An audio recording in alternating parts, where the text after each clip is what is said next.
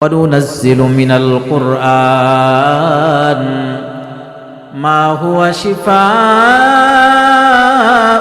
ورحمة للمؤمنين আল্লাহ পাক রব্বুল আলামিন বলেন, এই কোরআনে আমি আল্লাহ পাক রব্বুল আলামিন এমন কিছু রোগ মুক্তির মেডিসিন দিয়েছি।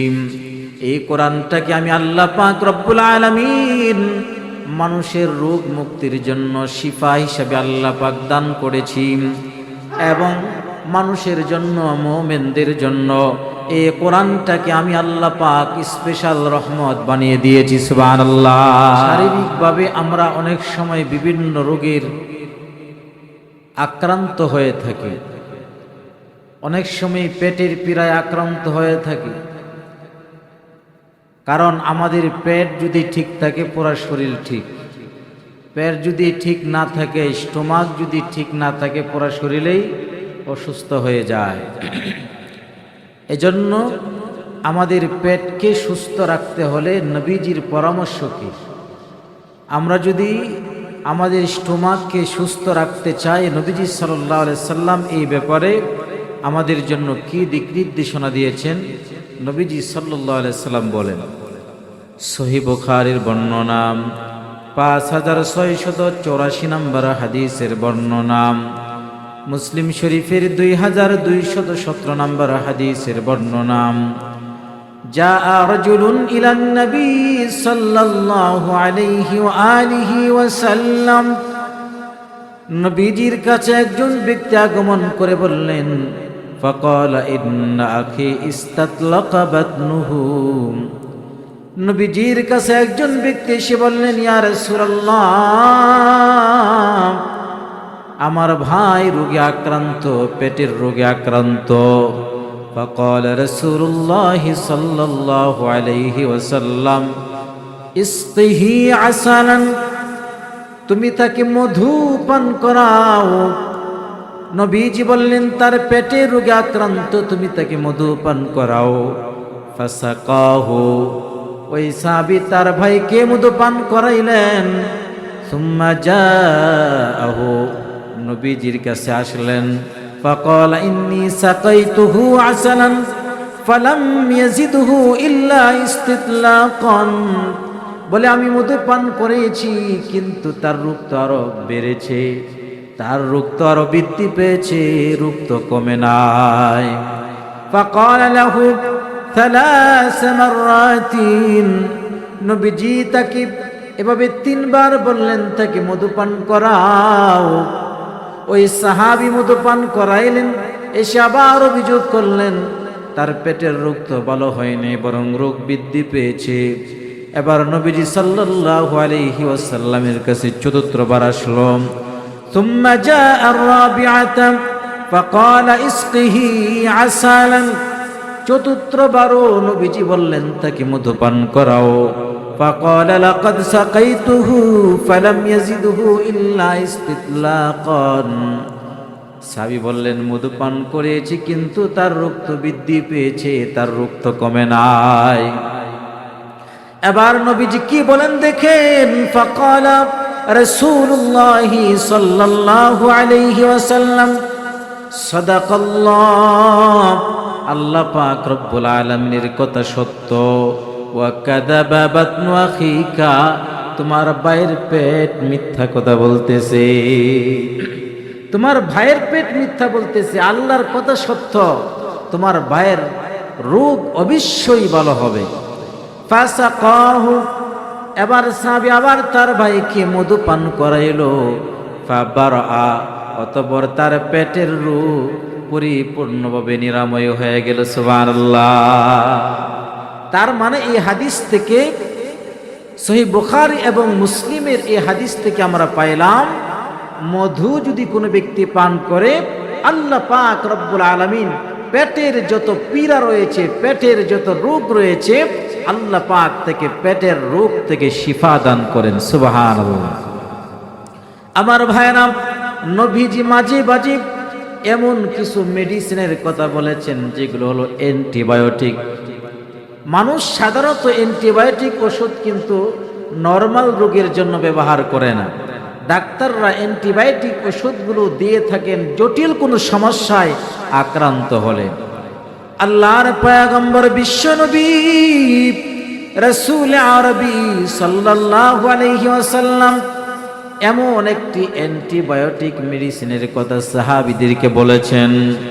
সহিহ বুখারীর বর্ণনা, 5687 নম্বর হাদিসের বর্ণনা, মুসলিম শরীফের 2215 নম্বর হাদিসের বর্ণনা। قال النبي صلى الله عليه وآله وسلم الحبة السوداء شفاء من كل داء إلا السام والسام الموت। আল্লাহর পয়গম্বর রাসূল আরবি সাল্লাল্লাহু আলাইহি ওয়াসাল্লাম বলেন, কালো জিরা মৃত্যু ছাড়া সমস্ত রোগের মেডিসিন, মৃত্যু ছাড়া সমস্ত রোগের ঔষধের নাম হলো কালো জিরা। কালো জিরা সাধারণত আমরা ব্যবহার করে থাকি অনেকেই, কিন্তু এর ফজিলত সম্পর্কে আমাদের জানা নাই। নবীজি বলেছেন মৃত্যু ছাড়া সমস্ত রোগের মেডিসিন হলো এই কালো জিরা। আমাদের যেই সমস্ত রোগ হয় তাদের ভিতরে জটিল কিছু এমন রোগ রয়েছে, বিশেষ করে 10টা রোগ রয়েছে জটিল। এই 10টা রোগের প্রতি ঔষধ অর্থাৎ মেডিসিন হলো কালো জিরা। 1 নাম্বার হলো ডায়াবেটিস। ডায়াবেটিস রোগে যারা আক্রান্ত কালো জিরা ব্যবহার করলে, কালো জিরা খাইলে আল্লাহ পাক নিরাময় দান করেন। 2 নাম্বার, অনেকেই বাত ব্যথায় আক্রান্ত, শরীরের বিভিন্ন জোড়ায় ব্যথা যন্ত্রণা। নবী শিখিয়ে গেছেন যারা শারীরিকভাবে বিভিন্ন জয়েন্টের ব্যথা অনুভব করে থাকে তারা যদি কালো জিরার তেল মেসেজ করে আল্লাহ পাক রব্বুল আলামিন থেকে নিরাময় দান করেন, সুবহানাল্লাহ। 3 নাম্বার, অনেকেই লিভারে আক্রান্ত, লিভারের ব্যাধিতে আক্রান্ত, কিডনিতে প্রবলেম। লিভার এবং কিডনির প্রবলেম থেকে বাঁচার জন্য আমরা কালো জিরা খাবো, কালো জিরা ব্যবহার করব। 4 নাম্বার, মানুষের শরীরে যদি রোগ প্রতিরোধ ক্ষমতা বেশি থাকে তাহলে তার শরীরে সচরাচর রোগ হয় না। এজন্য রোগ প্রতিরোধ ক্ষমতা আমাদেরকে বৃদ্ধি করতে হবে। চিকিৎসা বিজ্ঞানীগণ রোগ প্রতিরোধ ক্ষমতা বৃদ্ধি করার জন্য বিভিন্ন সময়ে বিভিন্ন পরামর্শ দিয়ে থাকেন। নবীজি প্রায় 1500 বছর আগে আমাদেরকে রোগ প্রতিরোধ করার ক্ষমতা কিভাবে আমরা বৃদ্ধি করব সেই দিক নির্দেশনা আমাদেরকে দিয়েছেন। কালো জিরা যারা বেশি ব্যবহার করবে, খাবে, আল্লাহ পাক তাদের দেহের ভিতরে রোগ প্রতিরোধ ক্ষমতা বৃদ্ধি করে দেবেন, সুবহানাল্লাহ। 5 নাম্বার, কারো মুখের মধ্যে যদি ব্রণ হয়, বিশেষ করে মা বোন যারা আছে দেখা যায় এই ব্রণের জন্য তারা বিভিন্ন মেডিসিন ব্যবহার করে থাকে। নবীজির এই হাদিস থেকে আমরা শিক্ষা নেব, কোনো ব্যক্তির যদি তার ত্বকের ভিতরে বিভিন্ন সমস্যা আক্রান্ত হয়, ত্বকের ভিতরে ব্রণ বা কোনো দাগ থাকে, তাহলে এই কালো জিরার তেল ত্বককে মসৃণ করে ফেলে, ত্বককে আরো সৌন্দর্য বৃদ্ধি করে দেয়। 6 নাম্বার, কোনো ব্যক্তির যদি মাথা ব্যথায় আক্রান্ত হয়, এই মাথা ব্যথা আক্রান্ত হলে কালো জিরার তেল যদি কোনো ব্যক্তি সেবন করে আল্লাহ পাক রব্বুল আলামিন তার মাথা ব্যথা নিরাময় করে দেন। 7 নাম্বার, আমাদের ঠান্ডা জনিত কোনো প্রবলেম যদি থাকে, সর্দি কাশি বা বুকের ভিতরে যদি কফ জমে যায়, এই কালো জিরা বা কালো জিরার তেল যদি আমরা ব্যবহার করি, খাই, আল্লাহ পাক রব্বুল আলামিন ঠান্ডা জনিত যত সমস্যা আছে আল্লাহ পাক রব্বুল আলামিন দূর করে দেবেন, সুবহানাল্লাহ। 8 নাম্বার, হাঁপানি রোগে যারা আক্রান্ত, শ্বাসকষ্ট জনিত যত রোগ রয়েছে তারা যদি কালো জিরা পিষে অথবা কালো জিরার তেল যদি তারা খায় সকাল সন্ধ্যা নিয়মিত, আল্লাহ পাক রব্বুল আলামিন তাকে নিরাময় দান করবেন। 9 নাম্বার, অনেক মা বোন যারা রয়েছেন, বিশেষ করে যেই সমস্ত মা বোনের নবজাতক রয়েছে, শিশু বাচ্চা যাদের রয়েছে, অনেক সময় দেখা যায় বাচ্চারা তাদের খাবার মায়ের স্তন পায় না, অনেকেই এই রোগে আক্রান্ত হয়ে থাকে। যে সমস্ত মারা এই সমস্ত রোগে আক্রান্ত তারা যদি কালোজিরা পিষে খায়, নিয়মিত এই খাবারটা খায়, আল্লাহ পাক রব্বুল আলামিন মাদের স্তনে দুধ দান করবেন, বাচ্চাদের আর কষ্ট হবে না। 10 নম্বর, কোনো ব্যক্তির যদি মস্তিষ্কজনিত কোনো রোগে আক্রান্ত হয়ে থাকে, স্মৃতিশক্তি দুর্বল হয়ে গেছে, মেধা শক্তি দুর্বল হয়ে গেছে, এই কালোজিরার তেল যদি তারা খায় নিয়মিত, আল্লাহ পাক রব্বুল আলামিন তাদেরকে স্মৃতি শক্তি বৃদ্ধি করে দিবেন, মস্তিষ্কজনিত রোগ থেকে আল্লাহ পাক হেফাজত করবেন। অনেক যুবক ভাইরা যারা আছেন বিভিন্ন ডাক্তারের কাছে দৌড়াদৌড়ি করে থাকেন, বিশেষ করে এখন তো আর ডাক্তারের অভাব নাই, রাস্তায় ঘোরার পরে দেখবেন বিভিন্ন পোস্টারে বড় বড় লেখা, তারা বিভিন্ন যৌন রোগের ওষুধ দান করে, আর তারা এর পিছনে ঘুরতে ঘুরতে অবস্থা খারাপ, কিন্তু এর চিকিৎসা আপনার আমার নবী আরো 1500 বছর আগে দিয়ে গেছেন। সুবহানাল্লাহ।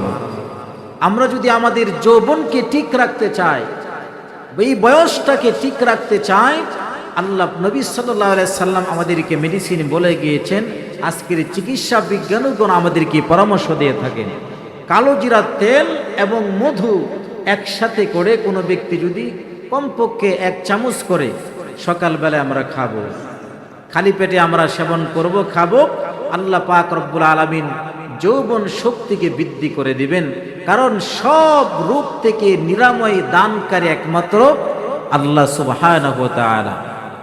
তাহলে নবীজি কখনো আমাদেরকে কিছু মেডিসিন ব্যবহারের কথা বলেছেন, আবার কখনো নবীজি সাল্লাল্লাহু আলাইহি ওয়াসাল্লাম সরাসরি কোরআন থেকে কিছু আয়াত বলে দিয়েছেন, কিছু দোয়া শিখিয়েছেন, যে আয়াতগুলো, যে দোয়াগুলো আমাদের রোগের মেডিসিন হিসেবে ব্যবহার হয়। সুবহানাল্লাহ। আল্লাহ পাক রব্বুল আলামিন পবিত্র কোরআনে কারীমের ভিতরে বলেন, সূরা বনী ইসরাঈল 82 নম্বর আয়াত, ওয়া নুনাজ্জিলু মিনাল কুরআন মা হুয়া শিফাa'un ওয়া রাহমাতুল লিল মুমিনিন। আল্লাহ পাক রব্বুল আলামিন বলেন, এই কোরআনে আমি আল্লাহ পাক রব্বুল আলামিন এমন কিছু রোগ মুক্তির মেডিসিন দিয়েছি। এই কোরআনটাকে আমি আল্লাহ পাক রব্বুল আলামিন মানুষের রোগ মুক্তির জন্য শিফা হিসেবে আল্লাহ পাক দান করেছি, এবং মানুষের জন্য, মুমিনদের জন্য এই কোরআনটাকে আমি আল্লাহ পাক স্পেশাল রহমত বানিয়ে দিয়েছি। সুবহানাল্লাহ। এই কোরআনের ভিতরে আল্লাহ পাক অনেক মেডিসিনের কথা বলে দিয়েছেন। এই কোরআনের বিভিন্ন আয়াত আল্লাহ পাক রব্বুল আলামিন আমাদের বিভিন্ন রোগ থেকে নিরাময় হিসাবে আল্লাহ পাক আমাদের জন্য দান করেছেন। কোরআনে কারীমের এমন কিছু সূরা, এমন কিছু মেডিসিন আল্লাহ পাক রব্বুল আলামিন কোরআনের ভিতরে আমাদের জন্য বলে দিয়েছেন, যে চিকিৎসার দ্বারাতে আল্লাহ পাক রব্বুল আলামিন আমাদেরকে পরিপূর্ণ শিফা দান করেন।